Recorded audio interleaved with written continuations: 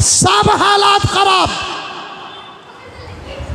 और हमारे बड़े इत्मीनान से बैठे हुए हैं, माफ़ी के साथ हमारे बड़े इत्मीनान से बैठे हुए हैं। अगर हम जाकर कहते हैं, मुंडी हिला देते हैं, खामोश रह जाते हैं, अच्छा करेंगे बोलते हैं, ये करेंगे बोलते हैं, काम तो कुछ नहीं होता। छोटे छोटे मेंढक अपने कौम का नाम लेकर उछल रहे हैं, और हमारे बड़े बड़े जिबालुल इल्मी वल अमल खामोश बैठे हैं।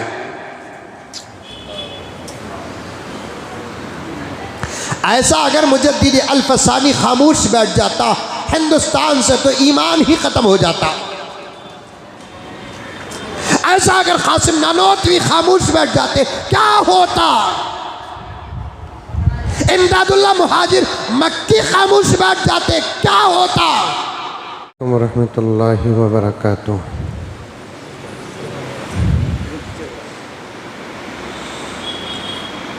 नहमदुहु व नुसल्ली अला रसूलिहिल करीम।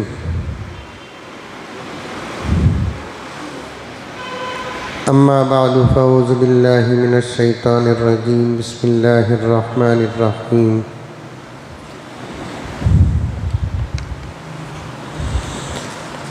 या अय्युहल्लज़ीना आमनु उदख़ुलू फ़िस्सिल्मि काफ़्फ़ा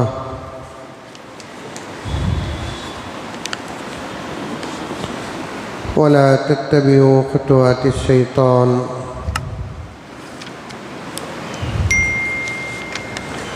इन्नहु लकुम अदुव्वुम मुबीन।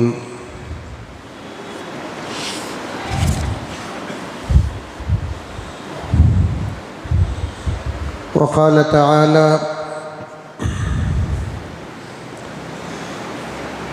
सुब्हानल्लज़ी अस्रा बिअब्दिही लैलन मिनल मस्जिदिल हरामी इलल मस्जिदिल अक़्सल्लज़ी बारकना हौलहु लिनुरियहु मिन आयातिना।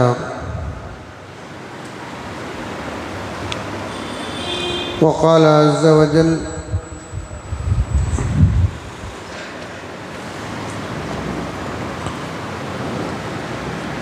वअदल्लाहुल्लज़ीना आमनू मिनकुम व अमिलुस्सालिहाति लयस्तख़लिफ़न्नहुम फ़िल अर्ज़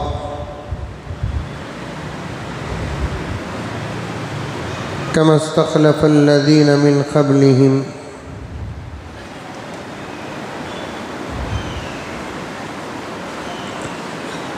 वक़ाल अज़्ज़ व जल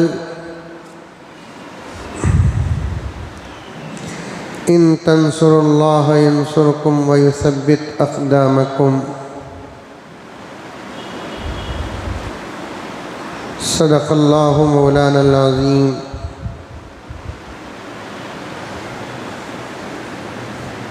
अल्लाहुम्मा सल्लि अला सय्यिदिना नबिय्यिना मौलाना मुहम्मद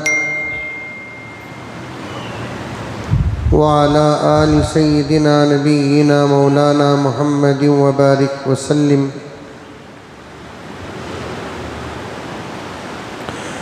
अल्लाहुम्मा सल्लि अला मुहम्मदिन बिअददि औराक़िल अशजार व बिअददि अख़तारिल अमतार व बिअददि दवाबिल बरारि वल बिहार व अला आलिहि व सहबिहि व बारिक व सल्लिम। अल्लाहुम्मा सल्लि अला मुहम्मदिन कमा हुवा अहलुहु व मुस्तहिक़्क़ु।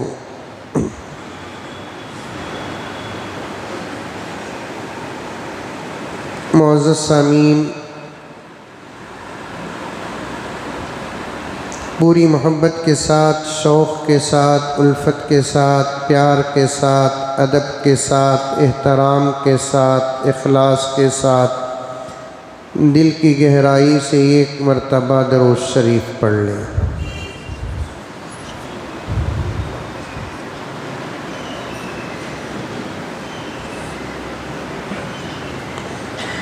अज़ीज़ान गिरामी,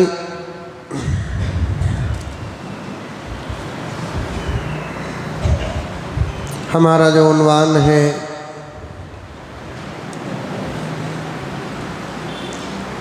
फ़लस्तीन से सारी दुनिया के मुसलमानों का ताल्लुक़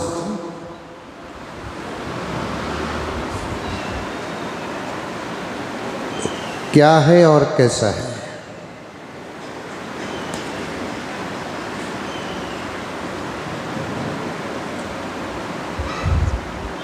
क्योंकि बीच में बहुत सारी बातें आ रही हैं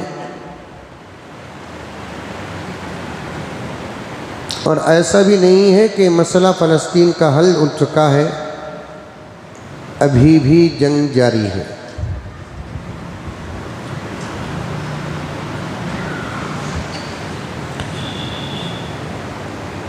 तकरीबन 100 दिन से ज़्यादा का वक्त गुज़र चुका है।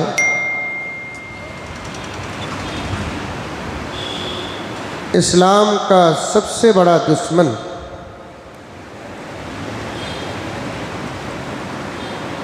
दज्जाल की रूहानी औलाद इसराइल के मुकाबले में पूरे इस्तिकामत के साथ जवाब देने वाला सिर्फ फ़लस्तीन है। खुदा पूरी मदद फरमाए।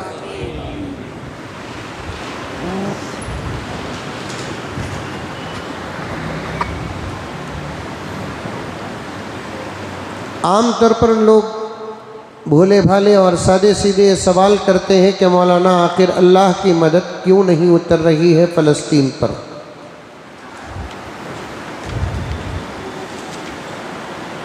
मैं बहुत साफ जवाब देता हूं उन लोगों के लिए कि अगर अल्लाह की मदद ना होती तो फिर मैदान में 100 दिन से ज़्यादा इस्तकामत के साथ वो मुकाबला न करते।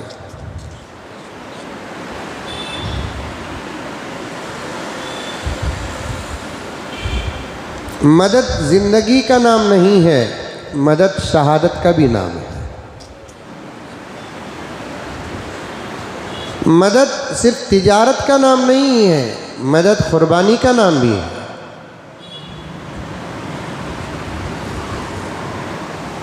अल्लाह किसी की मदद फरमाते हैं तो ज़िंदगी देते हैं, तो किसी की मदद फरमाते हैं तो उसे मौत देते हैं। और हमारे बोलचाल में भी ये लफ्ज़ आता है। एक आदमी बहुत बीमार है, लाइलाज है, डॉक्टरों ने हाथ और जवाब दे दिया, बिस्तर का रह गया, मरता ही नहीं है। कई दिनों के बाद जब उसे मौत आती है तो लोग आपस में बात करते हैं कि चलो भाई, गया तो दर्द तो ज़रूर है लेकिन अच्छा ही हुआ, तड़प कर जीने से मरना बेहतर है। बोलते नहीं बोलते? आसान मौत के शरह में ये तमाम बातें आती हैं। हम समझते हैं कि फ़लस्तीन पर अल्लाह की मदद अब तक नहीं उतरी, उतर रही है। दुश्मनान इस वक्त बहुत परेशान हैं। आखिर वो कौन सी ताकत है इन लोगों के पास जिनका जवाब देने की ताकत हमारे पास नहीं है। आखिर वो कौन सी ताकत है इनके पास, दुनिया का नंबर 1 मुल्क होने के बावजूद भी आज तक में कामयाब न हो सका। आखिर वो कौन सी ताकत है इन लोगों के पास कि इनके बड़े और बहादुरों के सामने तो दूर की बात कि इनके मासूमों के सामने हमारी दाल नहीं गल रही है। आखिर वो कौन सी ताकत और मदद और नुसरत है इनके पास। ये हमारे बाजू से गुजरता है तो हमको डर होता है, जबकि ये खाली हाथ होते हैं। लेकिन जब हम पूरे हथियारात से लेस होकर इनके बाजू से गुजरते हैं, इन्हों डरना तो दूर की बात के चमकते भी नहीं। आखिर वो कौन सी ताकत और मदद और नुसरत है इनके पास। इनके मर्द तो मर्द, इनकी औरतों के हौसले भी अब तक नहीं टूटे।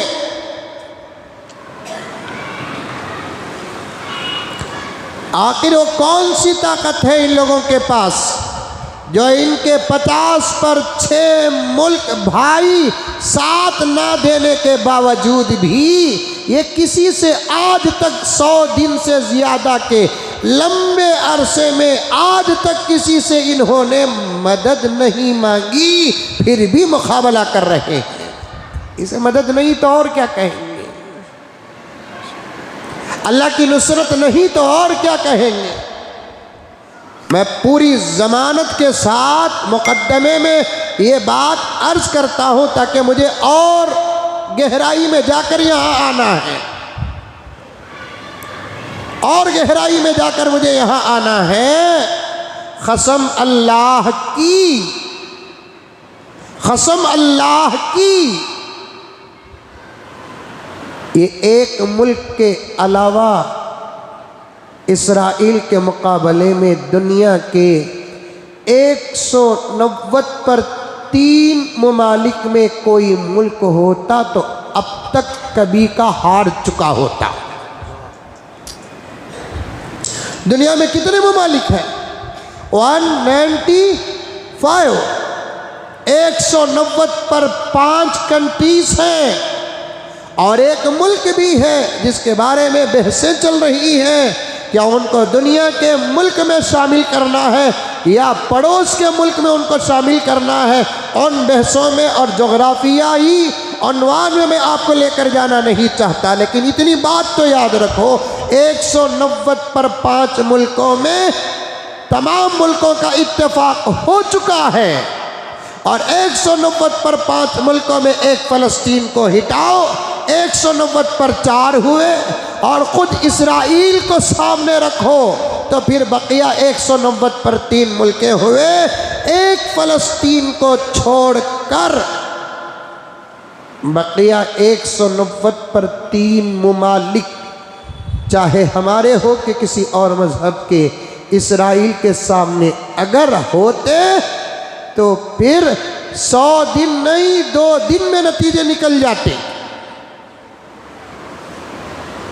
और ये बात जहन में रख लें, इंशाअल्लाह सुम्मा इंशाअल्लाह हज़रत इमाम मेहदी अलैहिस्सलाम के आने तक और हज़रत ईसा अलैहिस्सलाम के आने तक फ़लस्तीन के ज़र्रे को भी कोई नुकसान नहीं पहुंचा सकता। कंकर को कोई नुकसान नहीं पहुंचा सकता। रहा मसाजिद की शहादतों की बात, चाह रहा अफराद की शहादतों की बात, ये तो दुनिया का एक निज़ाम है। कभी आप मुकाबले में हमारे आए, थोड़ा नुकसान हमारा होगा, थोड़ा नुकसान आपका होगा, इंशाअल्लाह ताला नतीजे तो हमारे ही होंगे, क्योंकि हमको हमारे माँ की बात से ज़्यादा, हमारे बाप की बात से ज़्यादा, हमारे लीडर की बात से ज़्यादा और दूसरे जितने रिश्ते और मरासिम हैं उन तमाम अफराद की बातों से ज़्यादा रब्बे काबा की कसम हमारे नबी की बात पर हमको बहुत ज़्यादा भरोसा है। भरोसा नहीं, हमारे नबी के फरमान पर यकीन रखना ही ईमान है।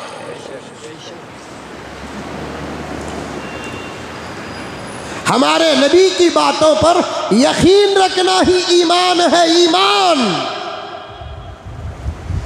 और अलामात क़ियामत के 4 बड़े मुल्कों में से एक मुल्क फ़लस्तीन है। दुनिया की कोई ताकत इसे ख़त्म नहीं कर सकती। मुकाबला होगा, ये तो 100 दिन की बात हुई। हमारे मुल्क की अगर तारीख उठा लें, 250 साल तक अंग्रेज इस पर काबिज रहे, क्या मुकाबले नहीं चले?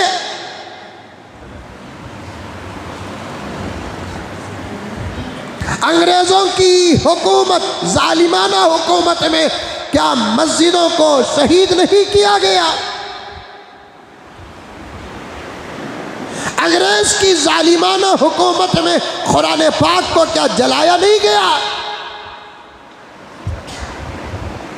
हज़ारों उलमाए किराम ने शहादतें पेश की, ये दुनिया का निज़ाम है मेरे प्यारों, इस पर हमको ज़्यादा बहस करने की ज़रूरत नहीं है। ये अल्लाह तबारक व तआला का निज़ाम है। किस लिए अल्लाह तबारक व तआला इस निज़ाम को इस तरीक़े से चला रहे हैं वो जानता है, हमको जानने की ज़रूरत नहीं।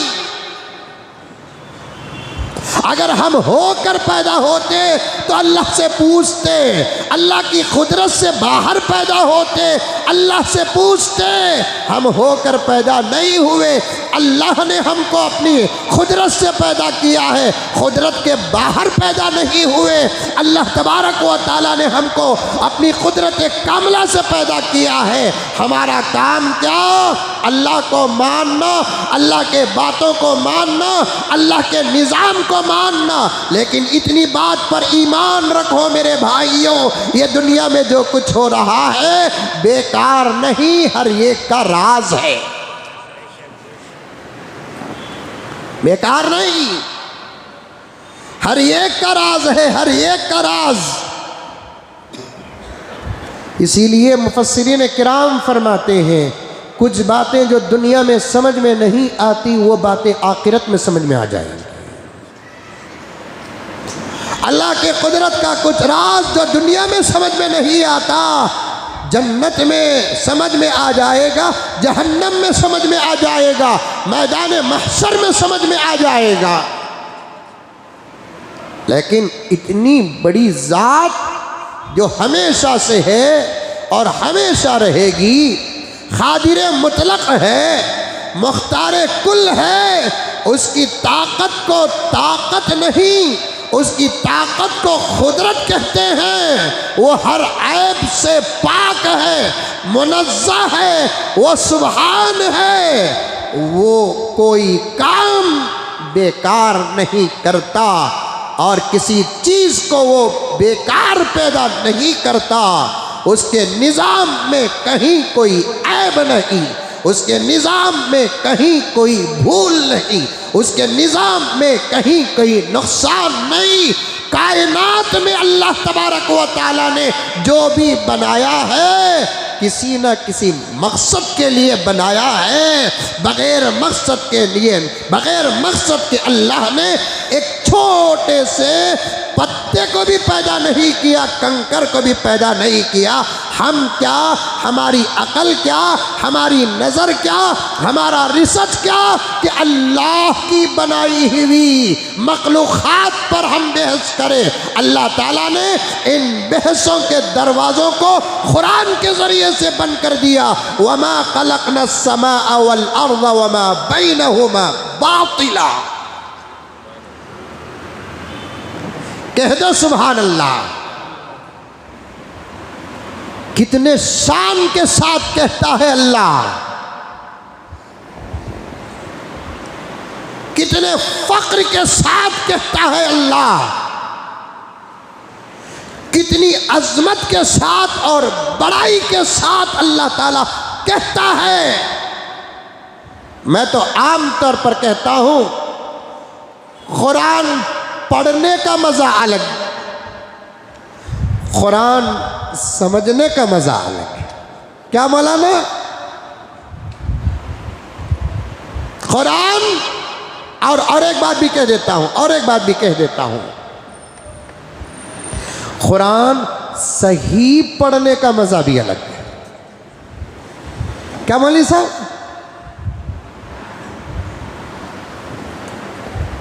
कुरान सही पढ़ने का मज़ा अलग, सही पढ़ने वालों से कुरान सुनने का मज़ा अलग। हाँ।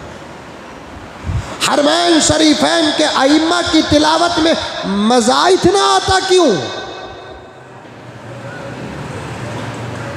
माइक की वजह से नहीं, माइक लज्जत का 1,00,000वां हिस्सा है। 90 पर 9,990 पर 9 हिस्से कुरान और पढ़ने वालों का कमाल है। आ रही है बात समझ में? कुरान पढ़ने का मज़ा अलग, कुरान सही पढ़ने का मजा अलग, कुरान सुनने का मजा अलग। कुरान सही पढ़ने वालों से सुनने का मजा अलग, फिर कुरान पढ़ने का मजा अलग, और कुरान समझने का मजा अलग।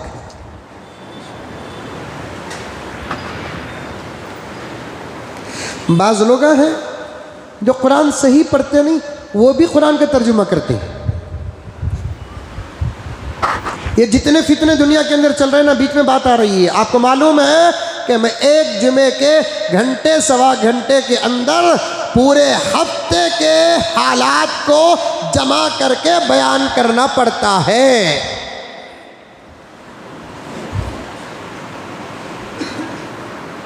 अभी करीब में सफ़र में था मैं, कई जुमा पहले मैंने, अरे सोरे सुन रहे, मैं मानता हूं कि बहुत ज़्यादा टेंशन में है आप लोग, लेकिन टेंशन भी लेने को, डरो भी न को, क्या भी होता नहीं इंशाअल्लाह ताला। यकीनन अब तो कुछ समझ आ रही है मुसलमानों को। मैं हर मुसलमान के चेहरे में किसी न किसी किस्म की फ़िक्र देख रहा हूं। जो हालात पड़ रहे हैं, मैं उनके चेहरों में फ़िक्र देख रहा हूं। डरने की कोई ज़रूरत नहीं है, बस उससे रिश्ता मजबूत कर लो, ज़रूर वो मदद करेंगे। और एक जुमला मैं कई दिनों से कहना चाहता था, लेकिन मौका नहीं मिला, मौलाना की तवज्जो चाहता हूँ।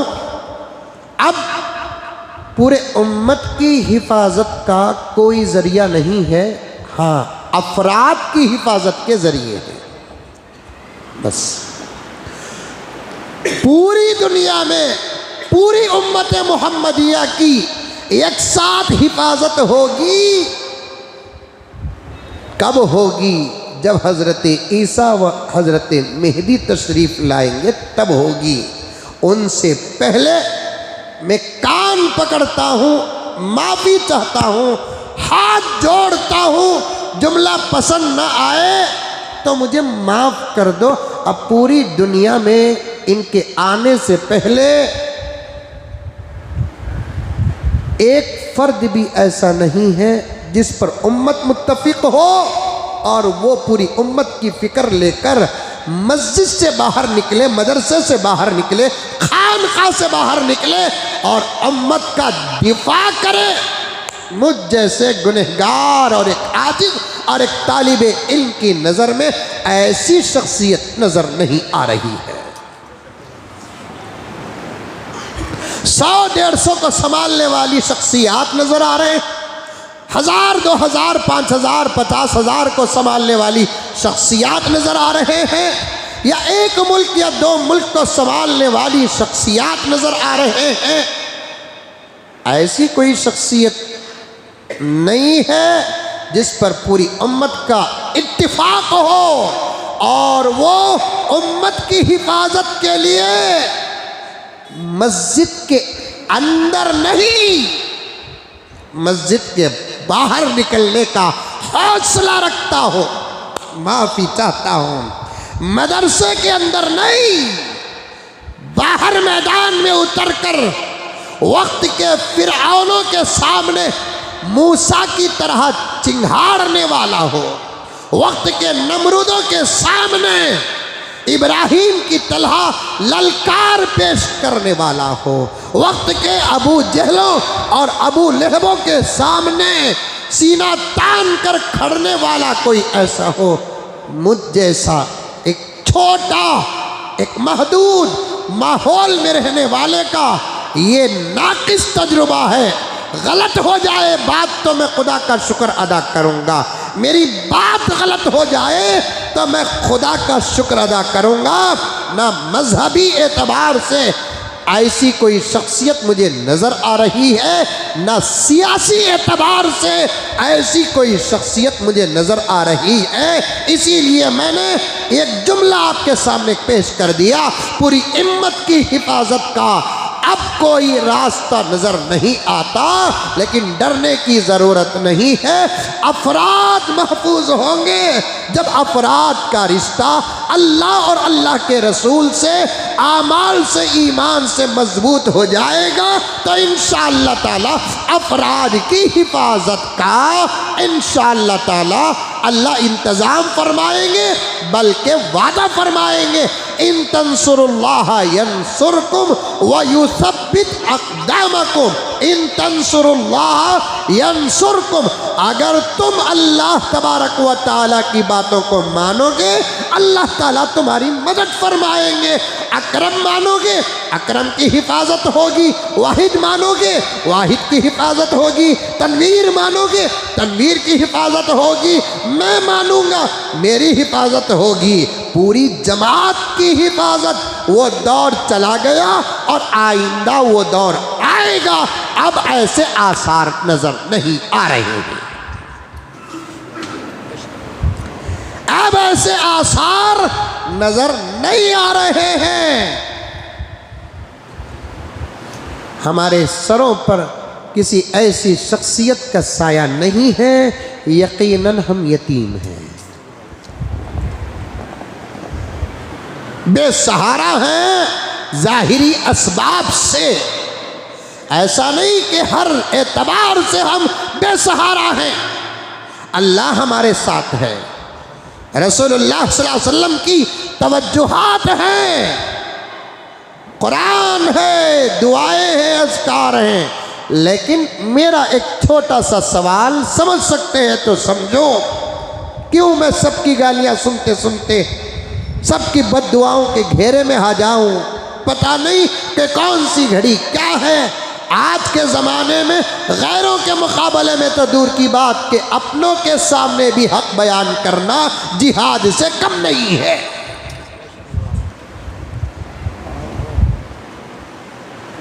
गैरों के सामने नहीं, अपनों के सामने हक बयान करना जिहाद से कम नहीं। हाल ऐसा है प्यारों,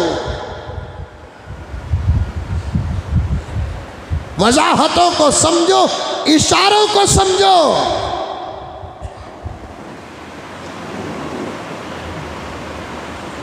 ऐसी कोई शख्सियत नहीं जो पूरी उम्मत या मुल्क के मुसलमानों के लिए सीना तान कर खड़े हो जाए। वज़ाइफ की जहाँ तक बात है, वो अपनी जगह पर है,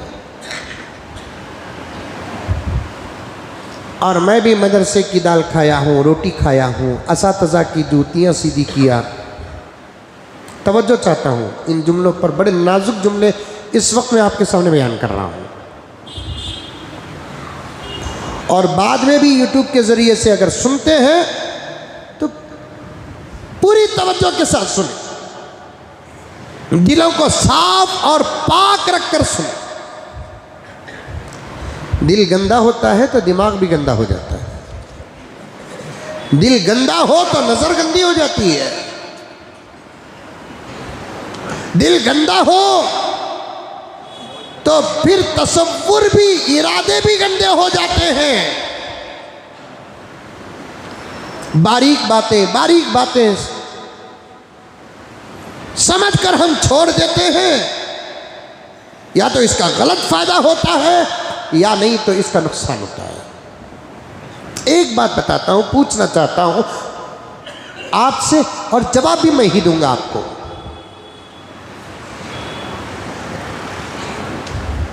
कुरान पाक के 114 सूरतें और 30 पारे अल्हम्दुलिल्लाह सलामत हैं, सलामत।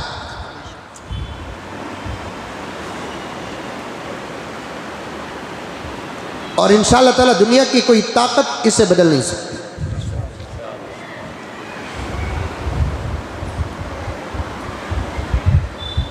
अल्लाह ताला, तफसीर में बड़ी अजीब बात आई मौलाना, क्योंकि मदरसों के जलसे चल रहे हैं ना, दस्तारबंदी के जलसों में मुझे जाना हो रहा है, और कभी ऐसा होता है कि एक गांव के 15 किलोमीटर दूर पर भी सुबह को यहाँ जलसा तो शाम को वहाँ जलसा,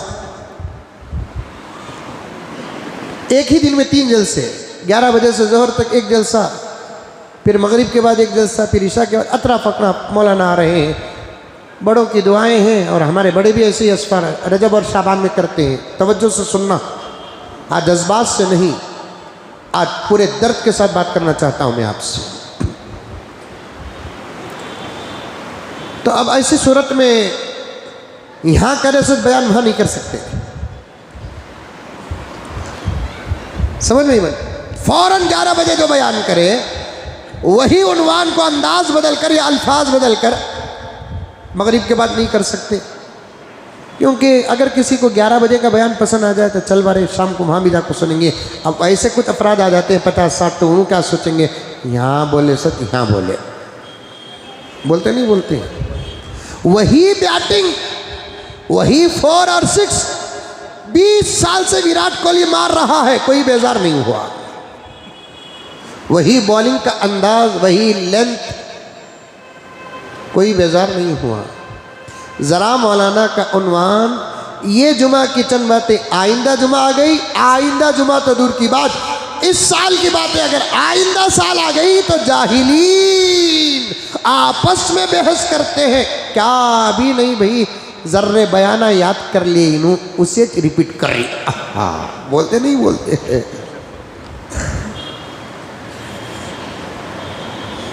करते, बोलते नहीं बोलते हैं। जर्रे बयाना इन्हों, करीब में एक शेर देखा था, है या नहीं है मालूम नहीं मुझे, करीब में एक शेर देखा था, ज़रा बयाना याद कर लिए ही भी इन्हों, उसे इन्हों रिपीट कर लेकर ही बोलकर। और इस किस्म की गुफ्तगू वो लोग करते हैं जिनको अपनी इबादतों पर नाज है। इस किस्म की गुफ्तगू वो लोग करते हैं जिनको अपनी इबादतों पर नाज है। इबादत पर कभी नाज नहीं करना। लोग रफ्ता रफ्ता दीन से दूर होने लगे हैं। लोग रफ्ता रफ्ता दीन से दूर होने लगे हैं। चिल्ला 4 माह लगाकर मौलवी होने लगे हैं। मेरे मुंह को ब्रेक नहीं, यार हजरत किसे भी छोड़ते नहीं ना, तुम्हें भी मंजे छोड़ो नको, है सब बात है ना। हमारे हल्के में इज्तिमाआत चल रहे हैं, अल्हम्दुलिल्लाह, अच्छी बात है। तुम्हें जाना जाओ, एक नॉर्मल साथी को दावत देना दो, उसके हालात को पहले सामने रखकर दावत दो। पहले दावत दो साहब, उन्हें कोई ऐसा उज़र बयान करता है तो कबूल कर लो। इज्तिमा में ना जाने वाला काफिर नहीं, जमात में ना जाने वाला बेईमान नहीं। एक दिमाग बना रखा है, जो इज्तिमा को नहीं जाता वो दीन से दूर है। जिसका वक्त अल्लाह के रास्ते में नहीं लगता वो दीन से दूर है। एक शोबा है मेरे प्यारों, एक शोबा है, एक हिस्सा है, दीन का एक हिस्सा है, कामिल दीन नहीं है ये, इशाअते दीन का एक जरिया है ये। आज अगर किसी का वक्त अल्लाह के रास्ते में नहीं लगा तो फिर उसे कितनी हकीर निगाहों से देखते हैं।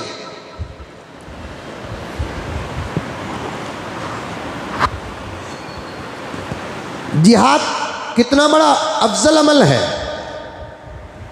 अरे बोलो भी, डरो न को। जिहाद का लफ्ज इस्तेमाल करना कहते भी डर नहीं लोग। और हमारे मुल्क में अभी वो वक्त नहीं आया, अल्लाह करे कि क़यामत तक ना आए, क्योंकि हमारा मुल्क सेकुलर मुल्क है। जहां सेकुलरिज्म होता है वहां जिहाद नहीं।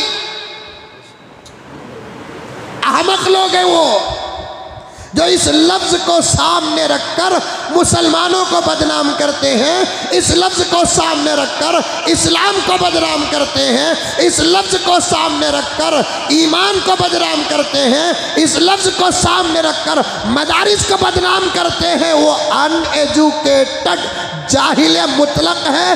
कुत्ते बिल्ली के अंदर जो समझ है वो समझ भी ऐसे लोगों के अंदर नहीं है। कई जुमा पहले बोला ना मैं आपको, तर्जुमा एक ही है, जुबान बदलने से लफ्ज बदल जाता है। अंग्रेजी में जिहाद को क्या कहते हैं मुझे नहीं मालूम, मैं अंग्रेजी ज्यादा पढ़ा नहीं हूं, ज्यादा क्या पढ़ा नहीं हूं। क्या बोलते हैं? वार।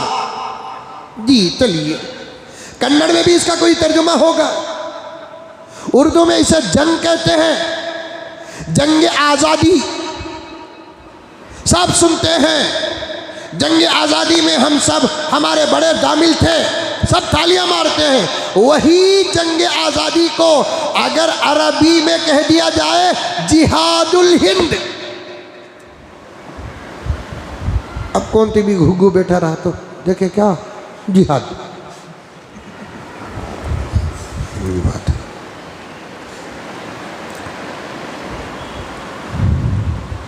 ये लफ्ज़ और इस लफ्ज़ पर अमल ना होता तो क्या हमारा मुल्क आज़ाद होता? अरे मुंडी टी भी लो। ये लफ्ज़ और इस लफ्ज़ पर अमल ना होता तो क्या ये मुल्क आज़ाद होता?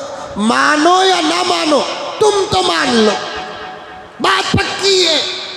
अंग्रेज़ों के खिलाफ में लड़ने का ऐलान, जिसे हम फतवाए जिहाद कहते हैं, अंग्रेज़ों के खिलाफ में हज़रत सुल्तान शहीद के बाद लड़ने का ऐलान सबसे पहले करने वाला कौन था? करने वाले कौन थे? कसम अल्लाह की, तुम तुम्हारी किताबों में हाथ रख कर कहो, हम हमारी किताब पे हाथ रख कर कहेंगे कि जंग आज़ादी जिहादुल हिंद अंग्रेज़ों के खिलाफ हज़रत सुल्तान के शहादत के बाद 1803 में इस जिहाद का फतवा देने वाला वही मुसलमान है जिसको तुम आज उससे दोस्ती ना करने के ऐलानात कर रहे हैं।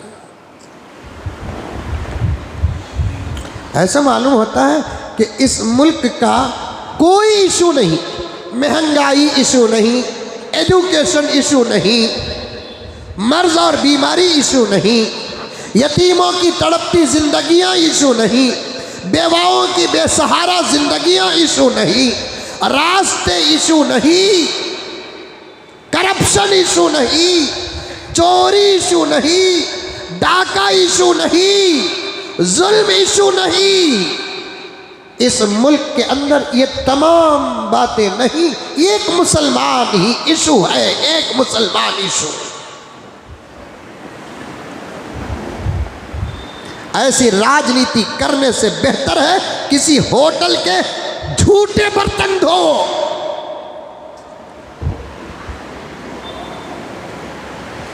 तुम्हारे अपने मुल्क के भाइयों के खिलाफ तुम बोलकर कुर्सियां संभालने से किसी ढाबे के झूठे बर्तन धोकर बीवी बच्चों को पालो, इस पर तुम्हारे बीवी बच्चियों का दिल से फक्र पैदा होगा। एक मुसलमान ही है, एक मुसलमान मस्जिद, मदरसे, हिजाब, निकाब, कुरान, मुल्ला, मौलवी। मैं साफ कहता हूं, इलेक्शन तक अगर मोदी जी अपने बयानात में मुसलमानों को इस्तेमाल न करे और ईवीएम निकाल दे, फिर तुम्हारा रिजल्ट क्या होगा मुल्क देखेगा।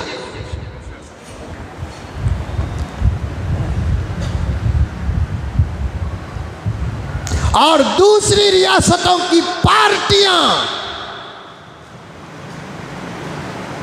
मौजूदा कुर्सियों पे बैठने वाले राजनीति लोग अगर इन इश्यूज को ना उठाए तो फिर नतीजे क्या होंगे तुम्हारी रियासतें देखेंगी।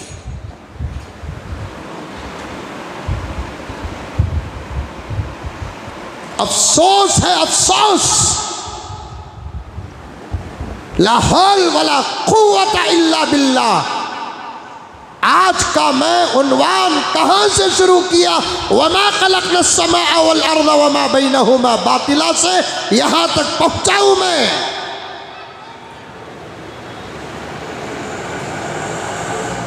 हालात इतने खराब हो गए हैं, इतने खराब हो गए हैं। क्या प्यार था मुल्क में, क्या मोहब्बत थी मुल्क में, क्या इत्तेहाद था मुल्क में, क्या इत्तेफाक था मुल्क में, क्या दोस्ताना था मुल्क में। सब अपने अपने मजहब में रहते थे, एक दूसरे का एहतराम करते थे। दिन का उजाला, रात का अंधेरा, बेखौफ था, बेखौफ। शहर और करिया बेखतर थे, बेखतर। ये लोग क्या आकर 2014 से मुल्क को संभालने लगे और 2014 तक प्लान बनाते बनाते यहाँ तक पहुँचे।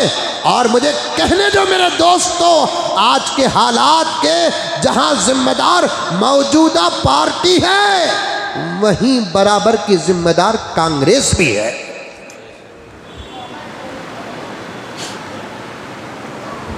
कोच मेरा कोई बिगाड़ नहीं सकता।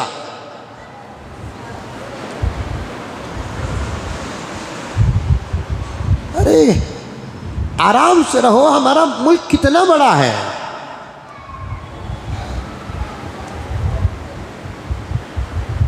कितनी रियासतें हैं।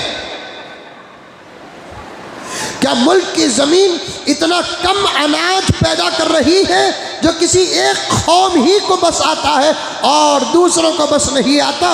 अरे पानी बेहिसाब है, अनाज बेहिसाब है, तिजारतों के रास्ते, मेहनती नौजवान। फिर इन इशू की क्या जरूरत है। कहीं मस्जिद को इशू बनाते हैं, पूरे मोहल्ले का सुकून बर्बाद कर रहे हैं। कहीं मदरसा को इशू बनाते हैं, पूरी शहर का सुकून बर्बाद करते हैं।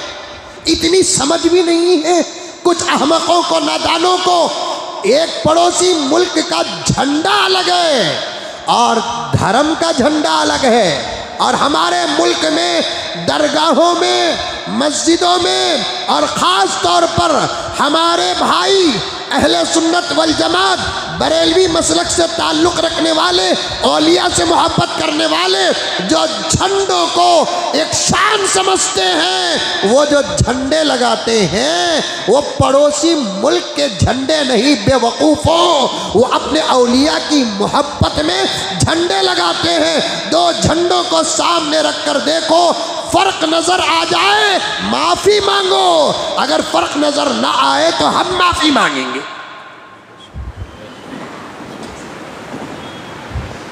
एक हरा कलर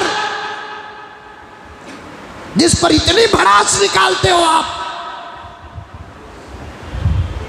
ये सवाल मैं मस्जिद में बैठकर आप लोगों के सामने जो कर रहा हूं, सिर्फ एक नॉलेज के लिए कर रहा हूं, वरना ये सवाल हमारे कौम के बड़े बड़े हजरात कुर्सियों में बैठे हुए लोगों के सामने जाकर करने के हैं।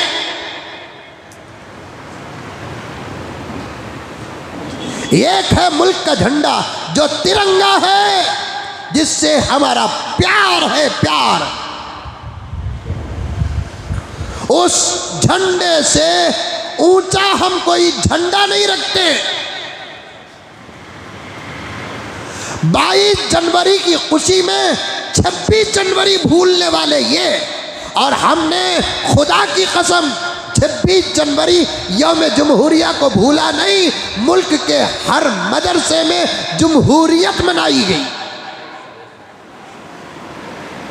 कौन सा ऐसा मदरसा बताओ जहां यौम जमहूरिया न मनाया गया हो।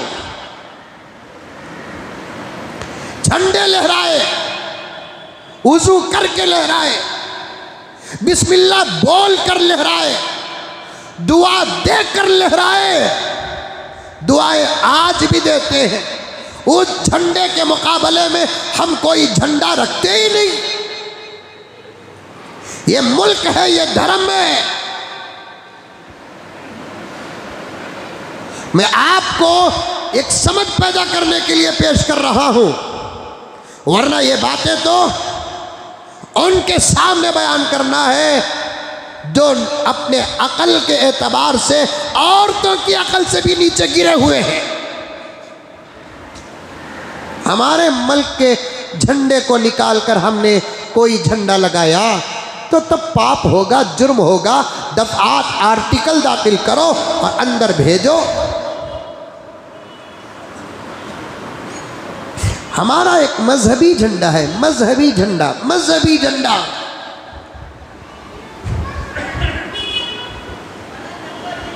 मैं हमेशा वो शेर पढ़ता आज़ादी के मौके पर,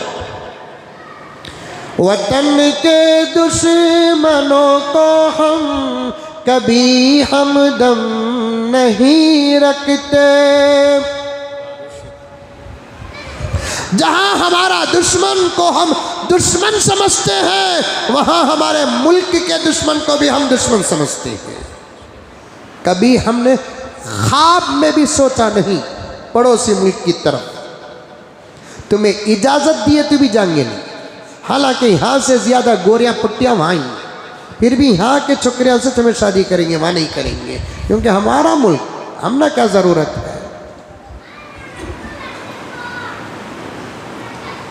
नहीं, हमने ज़रूरत नहीं। तुम्हारा मतलब जब होता नहीं तुम सबको छोड़ देते हो।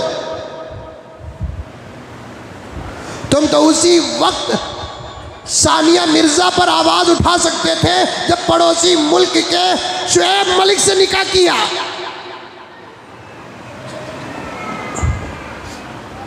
तुम उसी वक्त आवाज उठा सकते थे जब नवाज शरीफ की दावत पर हमारे मुल्क के मोदी शरीफ गए। तुम्हारे जब मतलब की बातें आती है तुम दरगुजर कर देते हो, और हमारी भूल तो भूल, हमारी अकल को भी माफ नहीं करते तुम।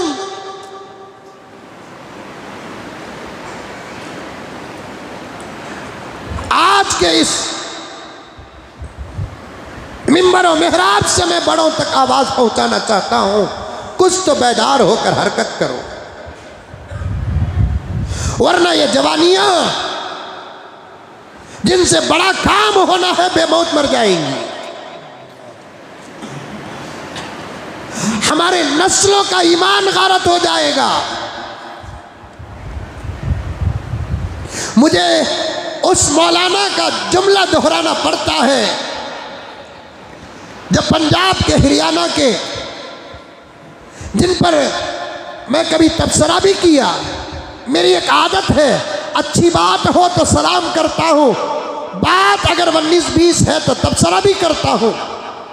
हरियाणा के मौलाना ने एक खिताब में फरमाया, या तो काम करो या तो कुर्सियां और ओहदे छोड़ो।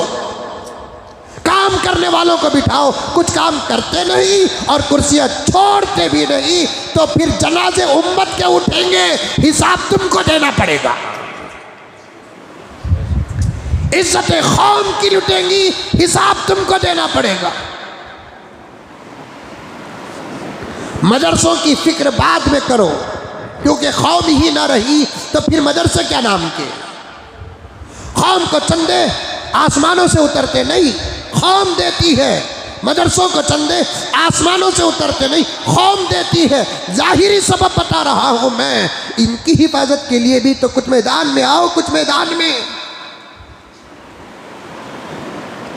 नहीं। जहां देखे वहां सन्नाटा। अपने हलकों पे जब बात करने का जब वक्त आता है, ऐसे बात करते हैं कि हजरत अबू हनीफा की फिक्र भी बेकार, इमाम शाफी की फिक्र भी बेकार, हजरत खालिद बिन वलीद के हौसले बेकार। यूँ मालूम होता है इमाम अहमद सर हिंदी है या उनके पीर और उनके शेख हैं। जब बाहर की जब बात आती है तो कोई मेहनत नहीं। अब आप लोग मुझसे सवाल करेंगे या मुझ जैसे किसी मौलवी से सवाल करेंगे, अतराफ व अकनाफ के मसाजिद के हजरात उलमा इन फ़िक्रों को बयान करेंगे, तो आप उनसे सवाल करेंगे उनको क्या करना ज़रूरी है मौलाना? आप करो। काम करने के लिए कुर्सियों का भी, मकाम का भी सहारा लेना पड़ता है। बिल्कुल सही बात। वरना मोदी जी की हैसियत क्या है?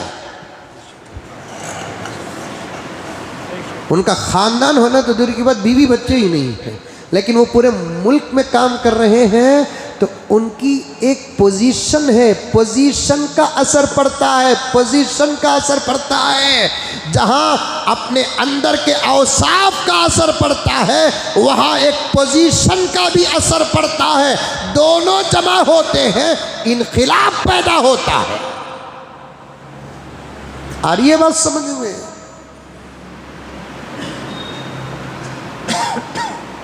अजीब हाल है, अजीब हाल है। मुसलमानों के मोहल्लों में जाकर डिपार्टमेंट झंडे उतार रही है। अरे कौन सा झंडा है साहब? ये मुल्की झंडा नहीं, ये मजहबी झंडा है। यहां क्या कहते हैं, वो स्क्रीन अगर दिखाने का मौका होता तो मैं आपको दिखाता। दोनों में फर्क है, फर्क। और हम हमारे मुल्क के झंडे का कितना अदब करते हैं। आकर देखो घरों के अंदर, महंगाई बढ़ती बोलकर इस साल खरीदे उस झंडे को लपट कर अदब और एहतराम से रखे ही, ताकि आइंदा साल भी हमें उससे लहराए, 15-20 रुपए बचाए। आइंदा साल उठाना ना बोल को उसे देखो डाले नहीं हमें। और हमारे मुल्क से ऊंचा हमने कोई परचम रखा ही नहीं। वतन के दुश्मनों को हम कभी हमदम नहीं रखते, क्योंकि पड़ोसी जो मुल्क है जिससे तुम दुश्मनी करते हो, हिम्मत और हौसला है तो जाओ बॉर्डर में ख़त्म करो उनको। उनका गुस्सा यहाँ क्यों उतार रहे हो? अगर साथ में मदद के लिए बुलाना चाहते हैं हम भी आएंगे, लेकिन शर्त यह है कि हम किसी भी कहीं भी दुनिया के इंसान को खामखा नहीं मारेंगे जब तक कि उसका छेड़ साबित न हो जाए। क्योंकि मरने के बाद की जिंदगी पर हमारा ईमान जितना है तुम्हारा नहीं। हम तुम्हारे धर्म को भी जानते हैं, तुम्हारे धर्म के बाद अल्फाज कहते हैं, कितना ही बड़ा पापी क्यों ना हो, मरने के बाद वो भगवान बन जाता है। लेकिन हमारा धर्म ये नहीं कहता फमन यअमल मिस्काल ज़र्रतिन खैरन यरा वमन यअमल मिस्काल ज़र्रतिन शर्रन यरा। मरने के बाद तुम्हारा हिसाब होगा। तुम तो अंबिया के भक्त हो, तुम तो अंबिया की उम्मत हो। अल्लाह फरमाते हैं मौत के बाद तो हम अंबिया से भी हिसाब लेंगे।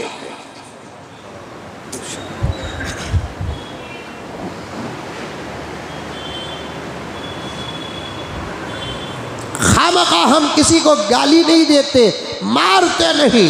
हाँ, अगर पाकिस्तान से कोई छेड़ होती है हमारे साथ, तुम पीछे रहेंगे जवाब देने के लिए, हम आगे रहेंगे।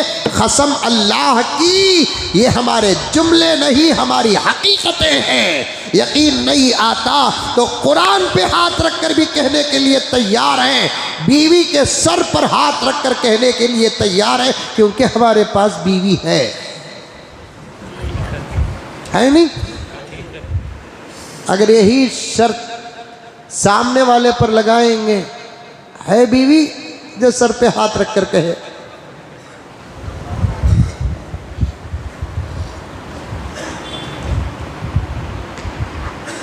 वहाँ से उनसे गुस्सा है तो आप गुस्सा करो। हिम्मत रही, यहाँ उछलते ही ना मेंढुकंग की तरह उछलते नहीं यहाँ के लोग, जाना नहीं जाना नहीं जाना नहीं बोलकर। पंजाब का वो गेट भी बंद कर दो जहाँ हमारे पंजाबी भाई मजहबी नाम पर पूजा करने के लिए उसी मुल्क को जाते हैं।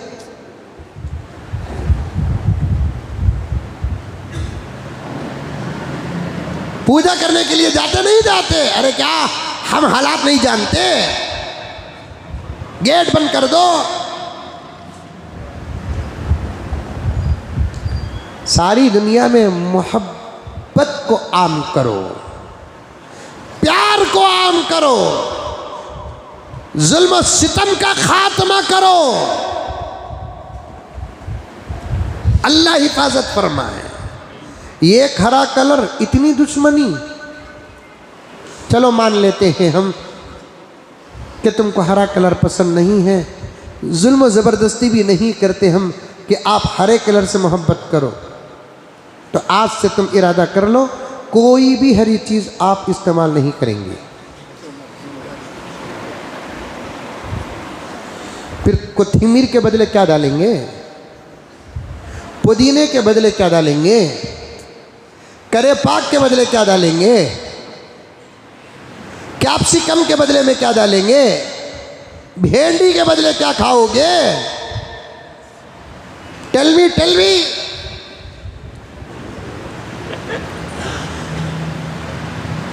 कलर को आपने तकसीम कर दिया मजहबों में।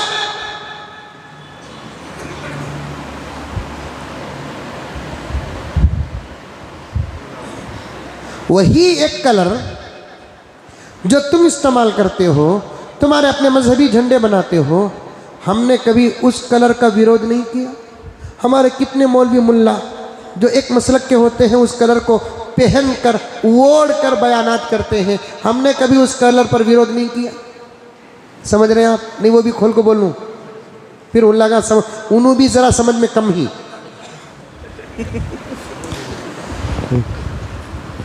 जो कलर तुम इस्तेमाल करते हो इबादत और सवाब समझकर, उस कलर को हमारे भी एक जमात के लोग इस्तेमाल करते हैं, लिबास पहनते हैं, गले में डालते हैं शाल और रुमाल। कभी देवबंद ने फतवा दिया उस कलर के विरोध में। हमारे घर की औरतें कपड़े का मटेरियल कभी देखती है तो कपड़े का कलर कभी देखती है। कभी एक कलर हमें पसंद आता है, हम अपने घर की औरतों के साथ जब जाते हैं कुछ देने दिलाने के लिए तो एक अच्छा कलर पसंद आता है हमको, हमें कहते ले लीजिए, ये है वो न कलर नहीं है, वो कलर देखे तो उनका कलर है। हमें कभी आज तक नहीं बोले अरे ये उनका कलर है तू क्यों पहनती है। कलर को मजहब को ताल्लुक नहीं है बाबा। मैं ऐसे भोले भाले नौजवान जो रास्तों में हंगामे करते फिरते हैं, जय श्री राम के नारे लगाते हैं, नफरतों का बाजार गर्म करते हैं, मैं उनसे कहता हूं तुम अपने मजहबी लोगों की मजलिसों में बैठो, तुम अपने मजहब की किताबें पढ़ो, लीडरों का दामन छोड़ दो। हम खुद हमारी कौम को भी कहते हैं लीडरों के पीछे मत पड़ो, काउंसलरों के पीछे मत पड़ो, एमएलओ के पीछे मत पड़ो, एमपीओ के पीछे मत पड़ो। और तुम्हारे सही स्वामी और पंडित लोग भी यही कहते हैं और तुम्हारे सही किताबों में भी यही लिखा हुआ है। और अल्लामा इकबाल ने साफ तौर पर कहा है कोई मजहब नफरत का सबक देता ही नहीं, मजहब नहीं सिखाता आपस में पैर रखना।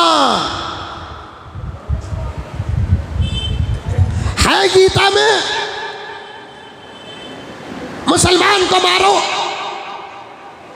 है रामायण में मुसलमान को दुकान से काम से बाहर कर दो। हमारे कुरान में तो नहीं है भाई। हमारा कुरान कहता है जहाँ तक नमाज की बात है मुसलमान को साथ ले, रोज़े की बात है मुसलमान को साथ ले, ज़कात की बात है मुसलमान को साथ ले, हज की बात है मुसलमान को साथ ले। लेकिन जहाँ खिदमत और इंसानियत, देने दिलाने, खाने पीने पिलाने की बात आती है, मजहब ना देख, इंसानियत देख।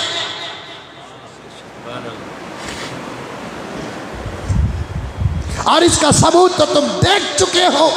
आज हरियाणा में डिपार्टमेंट को साथ लेकर तुम लोग बाहर फिरते हो। मुसलमानों को दुकान से बाहर कर दो, मुसलमानों को काम में न रखो, मुसलमानों को नौकरियां न दो, वरना हम तुम्हारे साथ फुला करेंगे।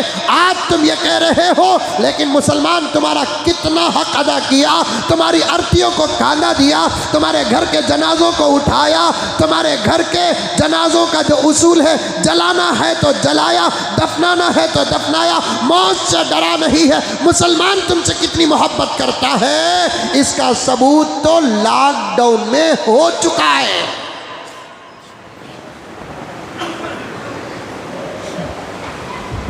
तुम्हारे और हमारे आस्था में जमीन आसमान का फर्क है प्यारे। तुम्हारे और हमारे आस्था में ज़मीन आसमान का फ़र्क है। तुम्हारा आस्था कहता है मेहनत करोगे तो खाओगे, काम करोगे तो खाओगे, नौकरी करोगे तो खाओगे। ये तुम्हारा हो सकता है कि आस्था हो, लेकिन हमारा आस्था क्या है? नौकरी एक बहाना है, मेहनत एक बहाना है, बेकार वक्त को मसरूफ़ करने का एक रास्ता है। वरना हमारा आस्था है कोई किसी को खिलाता नहीं, हमारा अल्लाह हमको खिलाता है। हमारा आस्था है, हमारा ईमान है, हमारा कुरान है।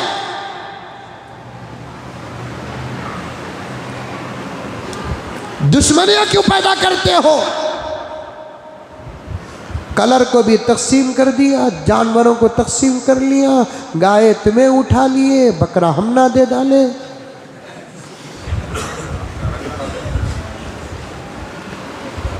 कलर को ऐसे नारंगी है, नारंगी नोट करो अब्दुल वाहिद, नारंगी है। हरिया कलर क्या है? अरे क्या कलर है? Orange colour. इंग्लिश छोड़ो, उन्हीं का तो कलर है, मेरे मुल्की भाइयों का कलर है, लेकिन सबसे ज़्यादा खरीदने वाले हम हैं। आपको सुनकर ताज्जुब होगा, अहले अरब नारंगी को बहुत ज़्यादा पसंद करते हैं। कोई दस्तरखान अरब का ऐसा नहीं होता जिसमें नारंगी ना हो, क्योंकि नारंगी के अंदर पेट को ठंडा रखने का विटामिन है। जो हज को जाते हैं, उम्रे को जानते हैं, टूर वाले नारंगी ज़रूर रखते हैं। भूल गए क्या करम? कलर किसका है? अगर हमें हरे कलर का दामन थामते तो नारंगी खाते। हम ना तो किसी किस्म का कोई टेंशन नहीं है, टेंशन उनको है जब तरबूज लेते हैं तो परेशानी है। ऊपर से हरिया मुसलमान है, अंदर से हिंदू है, क्या करें?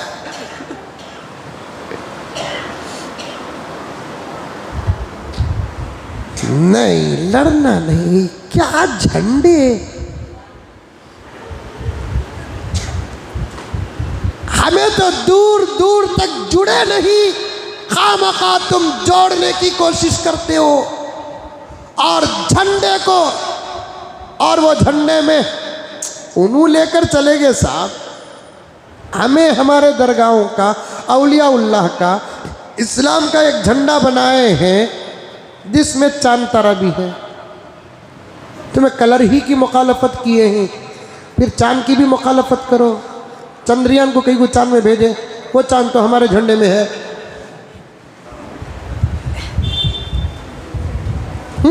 सूरज तुम्हें उठा लियो, चांद हम ना दे डालो। सब हालात खराब, और हमारे बड़े इत्मीनान से बैठे हुए हैं, माफी के साथ हमारे बड़े इत्मीनान से बैठे हुए हैं। अगर हम जाकर कहते हैं, मुंडी हिला देते हैं, खामोश रह जाते हैं, अच्छा करेंगे बोलते हैं, ये करेंगे बोलते हैं, काम तो कुछ नहीं होता। छोटे छोटे मेंढक अपने कौम का नाम लेकर उछल रहे हैं, और हमारे बड़े बड़े जिबालुल इल्मी वल अमल खामोश बैठे हैं।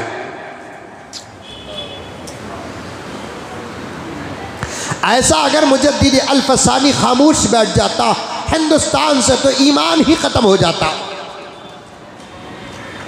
ऐसा अगर कासिम नानोतवी खामोश बैठ जाते क्या होता? इमदादुल्लाह मुहाजिर मक्की खामोश बैठ जाते क्या होता? रशीद अहमद गंगोही अलैहिमुर रहमा खामोश बैठ जाते क्या होता? फजल हक खैराबादी खामोश बैठ जाते क्या होता?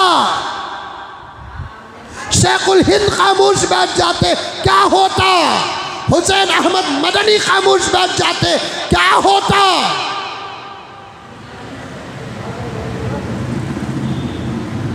कुछ तो जवाब देना है, कुछ तो जवाब देना है। मैं मिंबर और मेहराब का दामन थाम कर बड़ों का दरवाज़ा खिटखिटाते हुए कहना चाहता हूँ, कुछ तो जवाब दो, वरना हालात अंदर और बाहर के बड़े नाजुक हैं, बड़े नाजुक।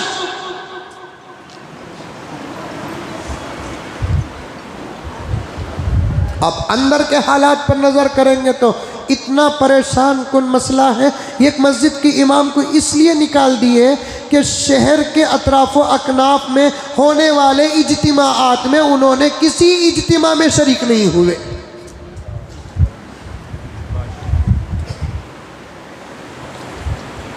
पुम्बा कुजा कुजा नहम हमा तंदाग दाग शुद, रुई बैंडस कहाँ कहाँ लगाए, पूरा जिस्म दाग दाग, फुंसियाँ, फोड़े, जख्मे हैं। अब जगह जगह बैंडिस लगाने का मौका नहीं, सरापा कफन पहनाने का वक्त आया। एक शोभा है प्यारे, शोभा है। क्या हजरत तुम्हें नहीं दिखे ना इज्तिमा में? नहीं भाई जलसे में हूँ। तुम्हें नहीं दिखे ना इज्तिमा, जलसे में हूँ। तुम्हें मानते नहीं क्या हजरत? मान तू भाई। फिर नहीं आए कहते तुम्हें वहाँ के क्या हजरत, वहाँ के कहते सीन के क्या हजरत? मैं बोला सीन का भी नहीं, शीन का भी नहीं, अलिफ से लेको या तक का। ये अलग परेशानी है। लोग रफ्ता रफ्ता दीन से दूर होने लगे हैं। लोग रफ्ता रफ्ता दीन से दूर होने लगे हैं। चिल्ला 4 माह लगाकर मौलवी होने लगे हैं। खुदारा कद्र कर लो वारिसीन अंबिया की, खुदारा कद्र कर लो वारिसीन अंबिया की। हजारों लाखों करोड़ों लोग मुर्तद होने लगे हैं। हजारों करोड़ों लोग मुर्तद होने लगे हैं। मैं ये बातें क्यों किया? मुझे पेश भी करना था, हफ्ते भर के हालात भी बयान करना था। कुरान पढ़ने का मज़ा अलग, कुरान सही पढ़ने का मज़ा अलग, कुरान सुनने का मज़ा अलग, कुरान सही सुनने का मज़ा अलग, कुरान समझने का मज़ा अलग। इसी हफ्ते एक साहब फ़ोन करें, हज़रत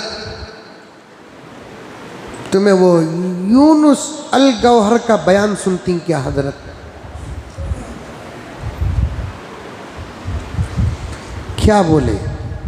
क्या सलमान साहब? नौजवानों, अजीब इम्तिहान के वक्त पैदा हुए हैं हम।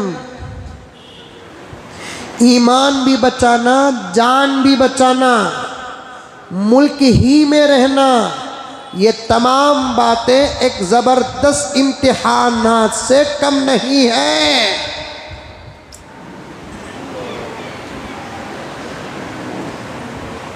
ईमान बचाना एक मसला, जान बचाना एक मसला, मुल्क में रहने का सबूत देना। क्या खुजली लगी है? ये इशू कर दिए अंकल। एनआरपी लाने वाले हैं, एनआरसी लाने वाले हैं। रो अल्लाह के दरबार में, तड़पो अल्लाह के दरबार में, दुआएं करो अल्लाह के दरबार में। दुश्मनों के हक में बद्दुआ करो, बद्दुआ करो। इस्लाम दुआ की भी इजाज़त देता है, इस्लाम जालिमों के लिए बद्दुआ की भी इजाज़त देता है। मेरे नबी की दुआएं अहादीस में मौजूद हैं। मेरे नबी की दुश्मनों के हक में बद्दुआएं किताबों में मौजूद हैं। घर से बाहर निकले, दुआएं पढ़कर निकलो। बस में चढ़े, दुआ पढ़कर चढ़ो। कहीं और सफ़र करना है, दुआ पढ़कर सफ़र करो। घर से निकलते वक्त घर को खुदा के हवाले करके जाओ। कैसी कैसी दुआएं हैं, इंशाअल्लाह ताला कभी किसी मौके पर उलमा आपके सामने हिफाजत की दुआएं इंशाअल्लाह पेश करेंगे। दुआ से कभी खाली न रहना। दुआ एक ताकत है, दुआ एक दिफा है, दुआ एक हथियार है।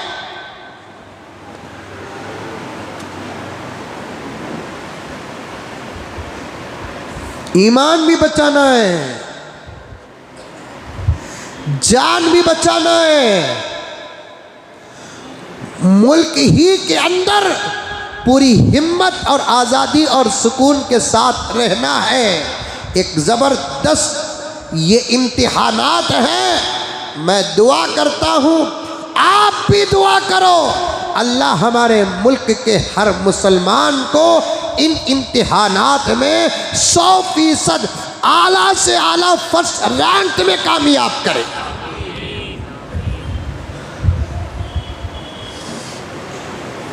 बाहर के हालात देखे तो ये, अंदर के हालात देखे, ईमान को बर्बाद करने का तमाम निज़ाम मुत्तफिक हो चुका है।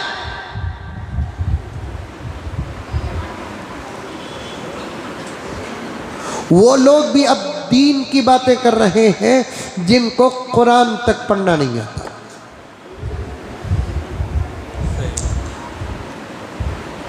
वो लोग दीन की बातें कर रहे हैं, लोगों को ईमान सिखा रहे हैं।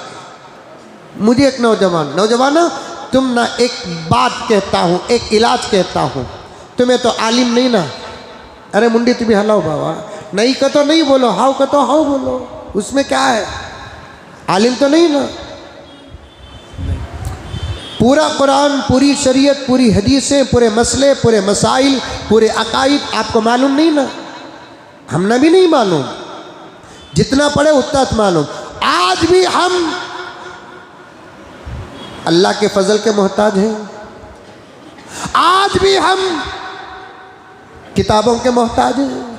आज भी हम हमारे असातिज़ा के मोहताज हैं। अभी करीब में एक साहब फ़ोन करे, नया मसला पूछे, हज़रत बर्फ़ से वज़ू कर सकती हैं क्या? बोलकर मालूम नहीं था। कहीं को भी कहो हमारे शहर में बर्फ़ की बारिश पड़ी हज़रत, वो नहीं, यूपी की नहीं, ये अलग बात है। कश्मीर में क्या कि बर्फ़ जमता कहते हैं। मैं तो गया नहीं, गया तो इंशाल्लाह इरादा भी बदलेगा शादी का। हम नहीं मालूम, मुझे किताब खोल कर देखा तो बड़ी अजीब बात लिखी थी। बर्फ़ के पानी से, अगर वो बर्फ़ पाक पानी से बना है तो फिर वो घुलने के बाद उससे वज़ू कर सकते हैं। अभी भी हम में भी मोहताज है।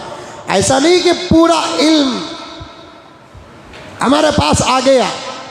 कोई दुनिया में दावा नहीं कर सकता कि मैं सबसे बड़ा आलिम हूँ, क्योंकि आका ने फरमाया मन क़ाल अना आलिम फहुवा जाहिल।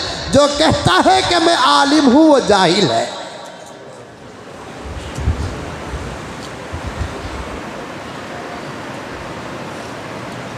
मन क़ाल अना आलिम फहुवा जाहिल। कहीं ना कहीं, किसी न किसी मसले में कोई ना कोई किसी का ज़रूर मोहताज होता ही है। इल्म एक समंदर है, इल्म एक समंदर है। आहा, और इल्म का जो आशिक होता ना वो हमेशा इल्म के ताबे होता है। नबियों का इल्म कम होता है, कम होता है नबियों का इल्म, उम्मत से ज़्यादा होता है।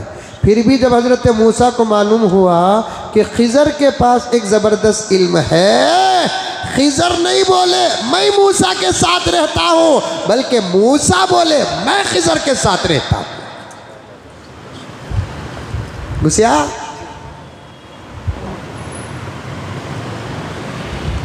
घुसिया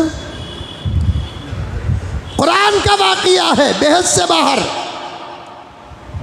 उल्टा हजरत मूसा अलैहिस्सलाम हजरत खिज़र के सामने कहते हैं, खिज़र मैं तुम्हारे साथ चंद दिन रहना चाहता हूँ। खिज़र ने कहा लन तस्ततिअ मइय सब्रा, मेरे साथ रहकर तुम्हें सब्र नहीं कर सकते, क्योंकि तुम्हारा इल्म ज़ाहिरी है, मेरा इल्म बातिनी है। तुम जलाली हो, मैं जमाली हूँ। तुम्हें गलत देखकर बर्दाश्त नहीं कर सकते और मेरे कामों के अंदर हकीकत रहती है। नहीं नहीं नहीं, खामोश हो तुम ही। मालूम हुआ तुम्हारे पास इल्म है, कहते सूरह कहफ में है नहीं पढ़े? आज नहीं पढ़े?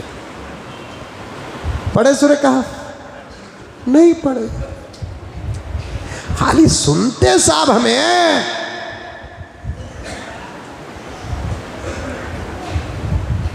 पढ़ते नहीं। इस सूरत के अंदर अल्लाह ने दज्जाल से मुकाबले की ताकत रखा है। इन कमीनों का, इन कमीनों की हैसियत क्या? दज्जाल से मुकाबले की ताकत रखा है अल्लाह इस सूरे के अंदर। इनकी हैसियत क्या? लेकिन पढ़ते नहीं, हमें नहीं पढ़ते।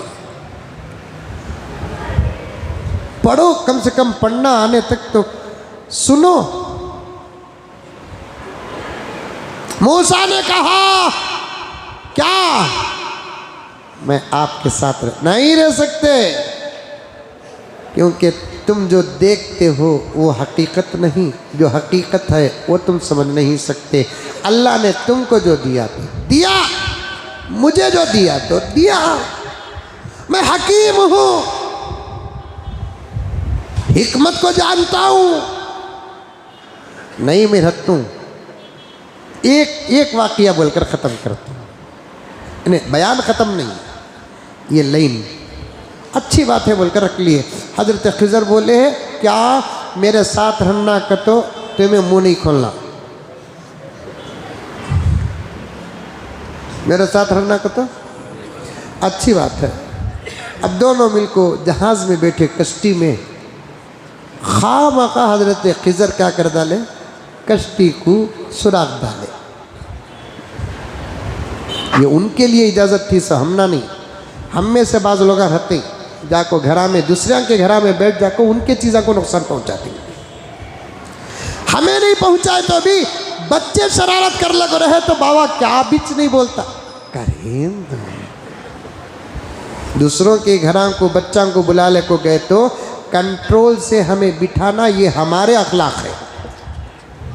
बच्चे बच्चत ना भी, उन्हें उठेंगा वहाँ जाऊँगा, वो तोड़ेंगा, वो करेंगा, ये करेंगा, वो करेंगा। मंजे तो ये तमाम वाक़ियात की किताबी थे मेरे पास।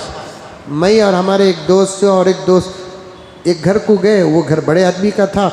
उनके घर के टेबल में खूबसूरत चीज़ा कांच के रखे हुए ही, मैं भी अदब देखा, खामोश रह गया। हमारे दोस्त भी, लेकिन और एक दोस्त का बेटा है ना, वाह वाह वाह वाह वाह। मैं पूछा उनको तुम्हें यूपी में शादी करेगा जी? बोल को पूरी यूपी की शरारत दिखा रहा, खूबसूरत चीज़ें रखे, वो क्या कि कांच के क्या के शो को रखते ना सब, वो उठाता हाथ से फिसलता गिरता। घर के मेज़बान जो ही ना, उनका दिल धक धक कराए, बोले सका भी नहीं, बता सका भी नहीं। आखिर मैं मजबूर हो गया, बच्चे को बिठाओ या नहीं तो ले लो को जाको कार में बैठो। अखलाक के खिलाफ काम है। तुम्हारे घर में तुम्हारे बच्चे को शरारत करने की पूरी इजाज़त दो, चीज़ा नहीं घर ही तोड़न दो, जायज़ है।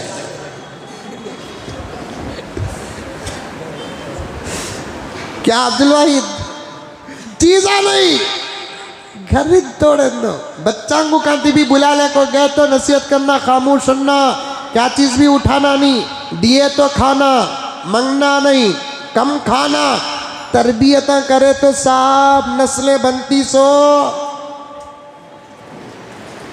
साहब अल्लाह देखो भेजा तरबियत नहीं तरबियत का जिम्मा देखो भेजा तू तरबियत कर तेरे बच्चे को मैं बनाऊंगा तालीम से आरास्ता कर तेरे बच्चे को मैं बनाऊंगा बच्चा को बुला लेकर जाते हो कथित डरा को बुला लेकर जाना खामोश बैठना नीचे देखना सलाम करना मुसाफा करना पिट पिटाना नहीं शरारत करना नहीं क्या चीज़ को भी हाथ लगाना नहीं तरबियत करे तो इंशाल्लाह बनती नहीं ले को चले की कहते इन्हें बड़ी दुआओं से पैदा हुआ कहते उसके ऐसे इसे फुल आर्डर क्या यौम आज़ादी उन्हें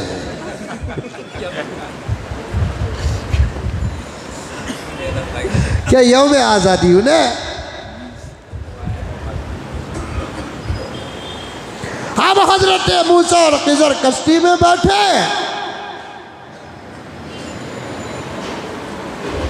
कश्ती को सुराख कर डाले मूसा अलैहिस्सलाम पूछे हजरत क्या कर रही सो पानी की जहाज उसमें सुराख छोटा सुराख ही क्यों ना हो पानी आते आते डूब जाएंगे हजरत खिज़र ने कहा बोला नहीं मुंह नहीं खोलना उनको अरे भूल गया भाई बाद में बताए दो चांस देकर तीसरी मर्तबा मुंह खोलते ही बोले अब तुम्हारा हमारा सफ़र नहीं चल सकता मैं तो दिन में ऐसे हज़ारों काम करता रहता हूँ तुम बर्दाश्त नहीं कर सकोगे लेकिन मैंने कश्ती को सुराख किस लिए किया बता देता हूँ जवान बच्चे को क्यों मारा बता देता हूँ टूटी दीवार को क्यों बनाया मैं बता देता हूँ कभी इंशाल्लाह मैंने ताक़रात क्या कहते हैं रमज़ान में तफसीर में कहा था कभी मौका मिले तो अर्ज़ कर दो हज़रत मूसा ने पूछा कश्ती को सुराख क्यों किए ये कश्ती यहाँ से निकल कर जिस मुल्क को जाती है जिस शहर को जाती है वहाँ का बादशाह बड़ा जालिम है जो भी चीज़ खूबसूरत नज़र आती अच्छी नज़र आती सलामत नज़र आती उसे उठा लेता उसमें ऐब देखा तो छोड़ डालता उन्हें इसलिए कश्ती बनाने वाला तो कश्ती बना दिया खरीदने वाला तो खरीद लिया लेकिन वहाँ का मिजाज इनको मालूम नहीं इसलिए मैं सुराख डालकर उसकी कश्ती की हिफाजत किया हो सकता कि इल्म किसी किसी के पास हो हर किस्म का इल्म होना ज़रूरी नहीं ना अरे कई को बोल रहा हूँ समझ नहीं तुम्हारे ईमान के दुश्मन हमारे ईमान के दुश्मन जाल बिछा चुके हैं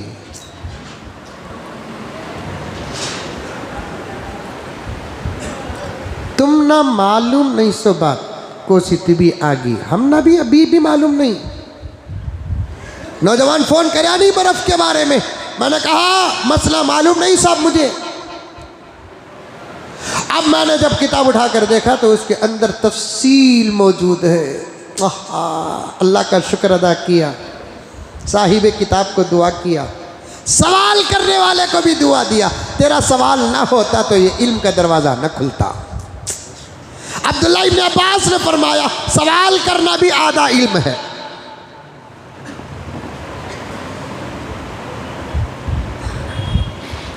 अब मैंने उठा कर देखा तो बर्फ पानी खालिस पानी पाक पानी से बर्फ बना है तो फिर उसे घुला को उस पानी से वुज़ू कर सकते हैं